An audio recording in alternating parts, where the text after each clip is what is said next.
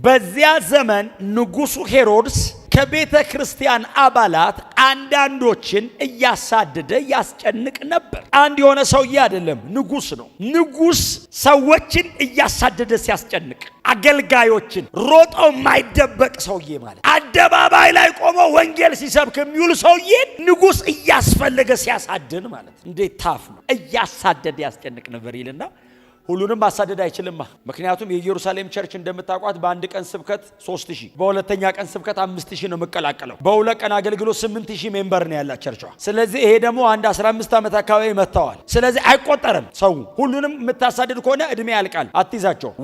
ዋና ሞተሮቹ እነማን ናቸው ብሎ ነው የፈለገው። ሲፈልግ ሶስቱ ናቸው፣ ጴጥሮስ፣ ዮሐንስ፣ ያዕቆብ በጣም ዋና ናቸው። ስለዚህ መጀመሪያ ያደረገው ያዕቆብን አስያዘው ይላል። ያዕቆብን አስያዘው። እኔ መቼስ መጽሐፍ ቅዱሳችን ላይ አዲስ ኪዳን ላይ ብዙ ቦታ ስሙ ቢገባም አገልግሎቱ ግን ብዙ ያልተጻፈልን ሰው ነው። ጴጥሮስ፣ ዮሐንስ፣ ያዕቆብ፣ ጴጥሮስ፣ ዮሐንስ፣ ያዕቆብ የሚል ኢየሱስ ክርስቶስ አገልግሎት ላይ፣ ኢየሱስ ክርስቶስ ሕይወት ላይ፣ የኢየሱስ ጸሎት ላይ፣ የኢየሱስ መከራ ላይ፣ የኢየሱስ ሞት ላይ፣ ኢየሱስ የሚያደርጋቸው ተአምራት ሁሉ ላይ አለ። ይሄ ሰውዬ ያዕቆብ አለ። ጴጥሮስና ዮሐንስ በጣም ሰፊ ሽፋን ተሰጥቷቸው ይሄ ሰውዬ አልተሰጠው። ሁሌ አይኖሩም እንዲህ አይነት ሰዎች፣ ለትምህርት የማይሆኑ ሰዎች አሉ። በጣም ኤክስትራ ኦርዲነሪ ሰውዬው እኮ የነጎድጓድ ልጅ ነህ አለው ኢየሱስ። እንኳን መንፈስ ወርዶበት እንኳን ወንጌል በዚህ መንገድ ገብቶት ይቅርና ድሮም የነጎድጓድ ልጅ ነው። እንዲሁም መሬት መንቀጥቀጥ የሚያስነሳ ነው። ስለዚህ ሄሮድስ ራስ ምታቱ ነው ያዕቆብ። አልቻሉትም። ሰውየው የመጣበት ቦታ መዋቅር ሊነቀንቅብህ ይችላል። ሰውየው የመጣበት ቦታ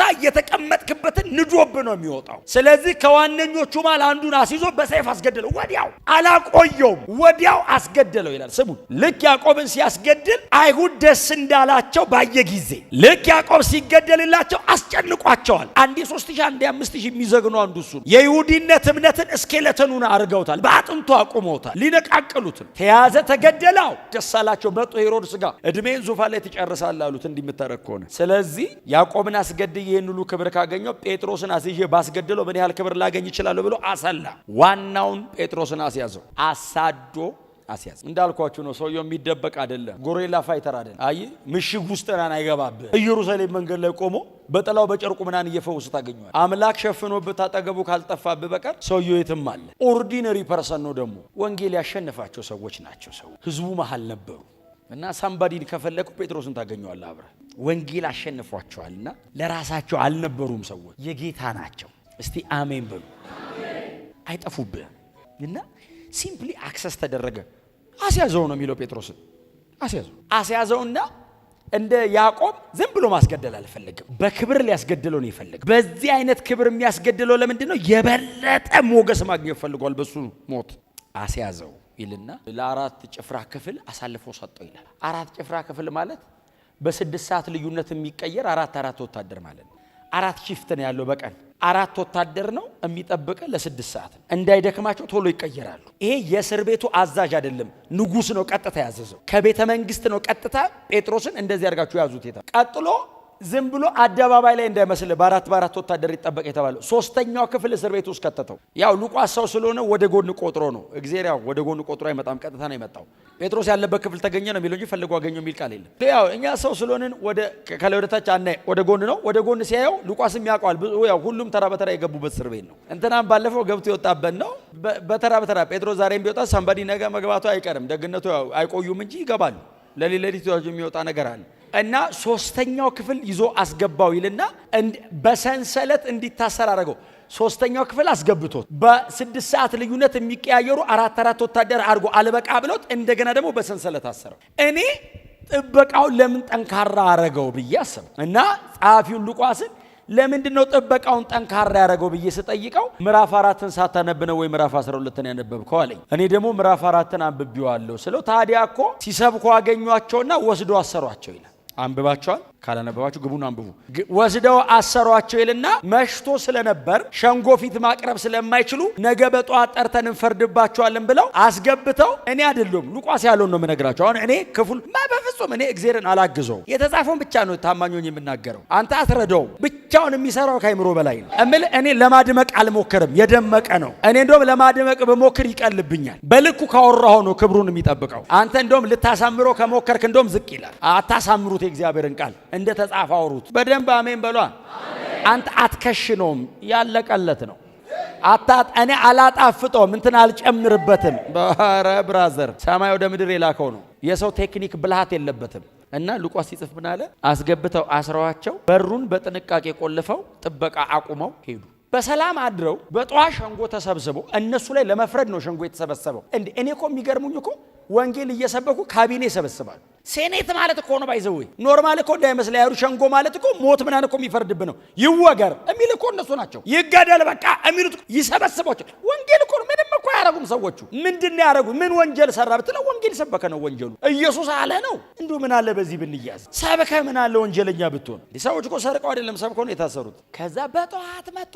ሲመጡ ጠበቃው እንደቆመ ነው ይላል መጽሐፍ። ያውላችሁ ስሙ እንዴ አንዳንድ መጽሐፍ ቅዱስ ታሪክ ብኖር ኖሮ ላለው እንዴ የዛን ቀን ብኖር የዛን ቀን የከፈቱት ቀን ብኖር እኔ የወጡት እነ ጴጥሮስማ ጉድ ነው። ከፍቶ ያየው ራሱ ክብር አለው።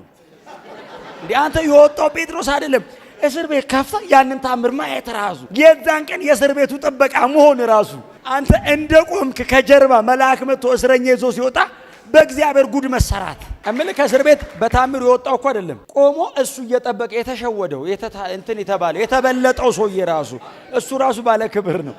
ጥቅስ እኮ ሆኖ እኮ ገብቷል ሰውየው። ጥበቃውም ቆሞ ነበር የሚል እኮ ጥቅስ አለ ተጽፏል እኮ ሰውየው። እኔ እኮ አንዳንድ የመጽሐፍ ቅዱስ ክፍል እኮ እንደ እግዚአብሔር ቃል አይነት ፕሪሺየስ ነገር የለም። እኔ በጣም በቃ ጆይስ ማረገው በዚህ ቅዱስ ቃል እና ከፍተው ሲገቡ የሉም ሰዎች። ከዛ እየተጣደፉ እየሮጡ መጡ ነው የሚለው። በደብረመጡ ጉድ ነው ዛሬ ጉድ። ምን ሆናችኋል?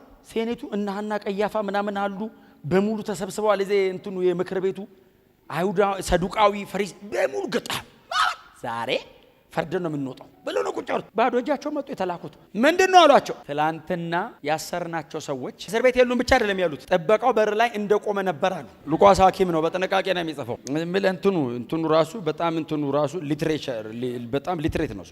በር ላይ ጥበቃው እንደቆመ ነበር አሉና በሩንም በጥንቃቄ እንደተቆለፈ አገኘ ነው። አሁን ኖርማል አቆላለፍ አለ። በጥንቃቄ ማለት የሆነ ነገር አድርገው ቢነኩት ዝንፍ ሲል እንድታቀው ነው። በጥንቃቄ በሩም እንደተቆለፈ ነበር አሉ እና ከፍተን ገባን አሉ። ስገቡስ ጣራው ሰላም ነው፣ መስኮት ሰላም ነው፣ ግድግዳ ሰላም ነው፣ በር ሰላም ነው። ሰዎች ይሉ አጠገባቸው ንኩትና በር እንደተዘጋ ውጪ ትገኛለህ በሉት።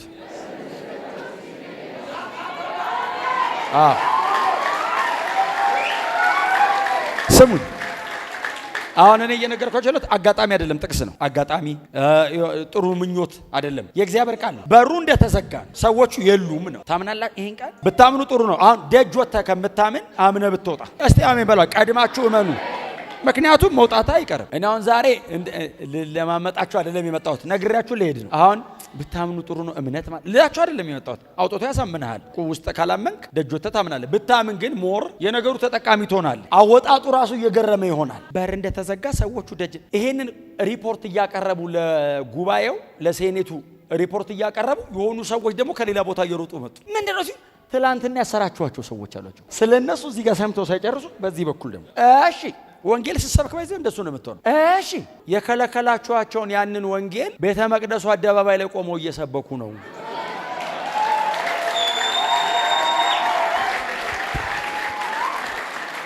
ያውላችሁ የታሰሩበት ምክንያት ነው። ትላንት አስር ያለው በቃ ይቅርብኛል አሉ። የታሰሩበት ምክንያት ብቻ አይደለም፣ በተዘጋ እስር ቤት የወጡበትም ምክንያት ነው። ችግሩን እነሱ ላይ አምጥቶ ያስገረፋቸው አይደለም፣ ያስወጣቸውም። ይሄንን ተአምርም በህይወታቸው ላይ ያደረገው ወንጌል ነው። ደግሞ ቢያስሩን ደግሞ በሌላ መንገድ ያወጣናል ብለው ነው የሚሰብኩት። አሁን መታሰርን አይፈሩትም፣ ደግሞ ለሌላ ተአምር ሊያመቻቹን ነው የሚሉት። ወንጌል ሰባኪ ስትሆን የሚመጣብን ነገር በሙሉ እግዚአብሔር ለጥቅም ይቀይረዋል።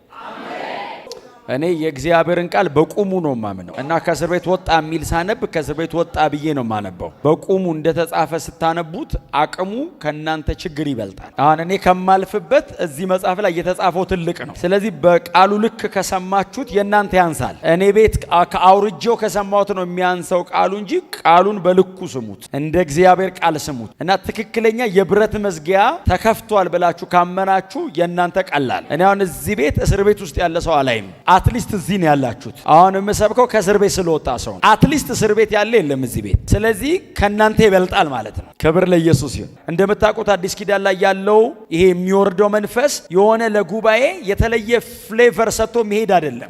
ጠረን ቀይሮ ደስ የሚል ነገር አድርጎ የሚሄድ አይደለም። ለስራ ነው የመጣው። እንደወረደብህ የሚያስታውቀው በልሳን ስትጸልይ ብቻ ሳይሆን ከወጣ በኋላ የምንኖረው ኑሮ ነው። እና ወረደባቸው ይልና ወጥተው ሰበኩ ሚል ቀጥሏል። መንፈስ ቅዱስ ወረደ ብሎ ቦታው ተናወጠ ብሎ አያልቅም። ወጥተው የእግዚአብሔርን ቃል በግልጥ ተናገሩት ይላል። እስቲ አሜን በሏ።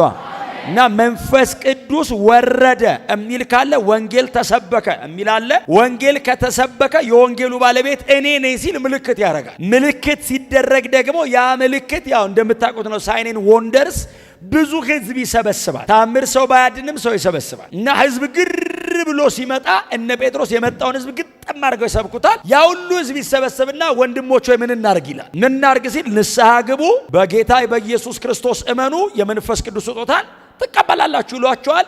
ይዘው በእነሱም ላይ ይሄን ያህል ሰው ተጨመረ ሚል ቀጥሏል። ቸርች ይተከላል ማለት ይሄ አይነት ሰርክል የሐዋርያት ሥራ ላይ በጴጥሮስም ህይወት፣ በስጢፋኖስም ህይወት፣ በፊልጶስም ህይወት፣ በጳውሎስም በአጵሎስም በአቂላና ጵርስቅላም ህይወት ላይ በሐዋርያት ሥራ ላይ አለ። ስለዚህ በሐዋርያት ሥራ ላይ ይሄ በጣም ተደጋጋሚ ሆኖ ገብቷል። መንፈስ ይወርዳል፣ ወንጌል ይሰበካል፣ ተአምር ይደረጋል፣ ቸርች ይተከላል፣ መከራ ይመጣል። ሐዋርያት ሥራ ላይ መከራ በሽ ነው። መከራ ይመጣል፣ መውጫው ግን አለ እዚህ መጽሐፍ ላይ። እስቲ አሜን በሏ። ተሰቃዩ የሚል ብቻ አይደለም የሚለው አሸነፉም ይላል። መከራው ሲመጣ በድል ይወጡታል። ሰዎቹ ብቻቸውን አይደለም፣ አጠገባቸው መለኮት አለ። አብሯቸው የሚሰራ የአምላክ መንፈስ አለ። አብሯቸው መለኮት ይራመዳል። የሚገቡበትን ቦታ በሙሉ ወንጌል መስበኪያ አድርጎ ይቀይረዋል። አይ ዓለሙን ያሸነፉት ከጌታ ጋር አብረው ቆመው ነው። መንፈስ ቅዱስ በእናንተ ላይ በወረደ ጊዜ ኃይልን ትቀበላላችሁ፣ ኢየሩሳሌም፣ ይሁዳ፣ ሰማርያ እስከ ምድር ምስክሮቼ። ስለዚህ ጴጥሮስ፣ ጳውሎስ፣ አጵሎስ ምናምን እያለ ሉቃስ ቢነግረንም እየነገረን ያለው ይሄ ወንጌል በመንፈስ ቅዱስ ኃይል ከኢየሩሳሌም ተነስቶ በይሁዳ አቋርጦ በሰማርያ አድርጎ በዚያ ዘመን ወደ ነበረችው ወደ ሮም እንዴት እንደገባ ነው። ስለዚህ ይሄ መጽሐፍ እስከ ሮም ጳውሎስ ቤት ተከራይቶ ነበር እስከሚለው ጽፎልናል። ክፍቱን ነው። አንተ አዲስ አበባ ተከራይ ተቀጥሎ እንደማለት ነው። ሐዋርያ ሥራ ክፍት ነው፣ ያልተዘጋ መጽሐፍ ነው። ዛሬም ወንጌል ይሰበካል። ዛሬም ያው ስራ ይቀጥላል። ዛሬም አጋንንት ይወጣል። ዛሬም ወንጌል ይሰበካል። ዛሬም ተአምራት ይደረጋል። ዛሬም ቤተ ክርስቲያን በምድር ዙሪያ ትተከላለች። ኢየሱስ ክርስቶስ ጌታ ነው። ዋው! በጣም በእውነት ነው የምነግራችሁ። እኔ ፌቨራይት ቡኬ ነው ለኔ የሐዋርያት ሥራ። በጣም ብዙ ጊዜ ደጋግሜ ከማነባቸው መጽሐፎች መካከል አንዱ የሐዋርያት ሥራ ነው። ምንም ማድረግ አይቻልም። በሙሉ ከዘፍጥረት ተራ የእግዚአብሔር ቃል ነው። የተነካችሁበት ቦታ ግን ትቆያላችሁ። የተነካችሁበት ቦታ ትቆያላችሁ። የሐዋርያት ሥራ በጣም ኦርዲነሪ የነበሩ ሌማን የነበሩ ሰዎች ታሪክ የተቀየረበት መጽሐፍ ነው እና እንደነዛ አይነት ነኝ እኔ። በጣም ተራውን ሰው ነው አምጥቶ መጠቀሚያ ያደረገው እና እኔ ይገጥምልኛል፣ ቦታው የኔ አይነት ይመስለኛል። እስቲ አሜን በሏ። እና ምዕራፍ 12 መጽሐፉ አያልቅም። እንምረጥ። ወጥተው ሰበኩ ሚል ካለ ወጥተው መስበክ ነው። ወጥተው ሰበኩ ማለት ተብሎ አይማርም ሰው። ወጥተው መስበክ ነው። ማዕድ ቆረሱ ሚል ካለ እንዲህ መሰለ አቆራረስ አይባልም። ወጥተው መብላት ነው። ህይወት ነው። እስቲ አሜን በሉ። ዶክትሪናል አይደለም፣ አክት ነው። ወክ ነው የምታረገው። የሐዋርያት ሥራ ውስጥ ይራመዳሉ። ታውቃለህ፣ መጽሐፍ ውስጥ እየጨበጡ ነው የሚሄዱት። ሰላም ይሉሃል፣ እንስበክ ይሉሃል፣ እንጸልይ ይሉሃል። ማህበራችን ላይ ተቀላቅለ የምትመጣ ከሆነ የእግዚአብሔር ቃል እንማር ይሉሃል። አይ የሐዋርያት ሥራ ፒላርስ አሉ። የሐዋርያት ትምህርት አለ፣ ጸሎት አለ፣ ማዕድ መቁረስ አለ። የሐዋርያት ሥራ ውስጥ የምትገባ ከሆነ ከዚህ ውጭ መሆን አትችልም። የክርስቶስ ቤተ ክርስቲያን ካራክተርስ ናቸው። ከተቀላቀልካት ትምህርት አላት። ከተቀላቀልካት የማይቋረጥ ጸሎት አላት። ከተቀላቀልካት የቅዱሳን ህብረት አለ። አይ በትምህርትና በጸሎት የወረደብን መንፈስ በህብረት ውስጥ ትካፈለዋለ። ህይወት ፍሎ ያደርጋል። እስቲ ጮክ በሉና አሜን በሉ። ሕያው ቤተ ክርስቲያን አለች እዚህ ውስጥ የእግዚአብሔር መንፈስ በሙላት የተገለጠባት ኢየሱስ ክርስቶስ ራሷ ሆኖ የሚንቀሳቀስባት የምድር ነገስታትን የምታንቀጠቅጥ ቤተ ክርስቲያን፣ የዚህ ዓለም ሲስተም ሊሸከማት የማይችል ቤተ ክርስቲያን፣ ገዢ የሆነች ቤተ ክርስቲያን። አይ በጣም ብዙ የተማሩ አልነበሩም ይመስለኛል። በጣም ብዙ ባለጠጎችም አልነበሩም። መንፈስ ግን በመካከላቸው ነበር። እግዚአብሔር ግን በመካከሏ አለ። መማር ቢጠቅምም ገንዘብ ጥሩ ቢሆንም ቤተ ክርስቲያን የምትቀጥለው ግን በባለቤቷ ነው። መንፈስ ቅዱስ ነው ህይወታችን። ኢየሱስ ክርስቶስ ነው ህይወታችን።